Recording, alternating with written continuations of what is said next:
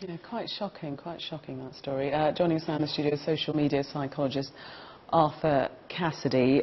We're all quite disturbed by that report. I mean, it's one thing being disturbed by children carrying out these acts in the first instance, but in the second instance, for them to record it and share, why would they do that?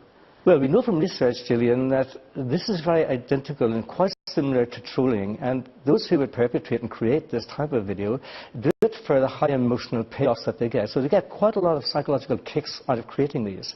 The second major point that we have discovered in research is that this has become very much the norm nowadays. In this incredible world that we live in now, we find that any form of video violence, which has not been rooted in video games, which has become entrenched in young people's identification and in their identity. And so it becomes part of who they are. And the second thing about it is that these young people begin to see this as quite legitimate to them. Cruelty to animals and watching this and transmitting this is very much the norm. There's a group pressure effect. And so in order to maintain that form of cohesion in their group, to be accepted in their group, they feel that it's perfectly fine and it's perfectly normal to transmit this type of grotesque video. I don't quite understand when you describe the need for like an emotional high or sort of validation, where that is coming from. If it's on a 10-second Snapchat video, because are people liking it? Are people responding to it?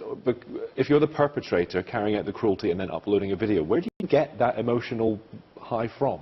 Well, they get this basically from the number of likes that they get, you know. So we found in research that quite a number of these young people who are creating these, identical to the trolls, they will actually, by creating more and transmitting more of these cruelty to animal videos, they do get, the more likes they will get, the more hits they will get, it inflates and increases their propensity to do more of this, and also increases their status in the group of criminality, those who are creating and perpetrating. So those that are perpetrating and those that are consuming, they're equally being gratified by the same horrific images? Absolutely right, yes. And this feeds into their identity as it is. And so whilst we would normally say this is obviously very grotesque and abnormal, and it can become clinically abnormal, the problem is that it has been legitimized by social media giants now for a variety of reasons, and we feel that has to be boycotted. We've got to do something legally to prevent this from destroying children's identity, destroying children's minds and their moral reasoning, because this is a major health problem we do have, and indeed it's a public health problem as well. It's very worrying. So what you're saying is basically the abnormal is becoming normal, but very quickly for a parent who might find out that their child has been sharing images like this, how should they deal with that child? Yes, well, I think, number one, they need to take it seriously. We need to exercise far more important controls so that the social media giants will employ independent monitors to eradicate this before it is transmitted.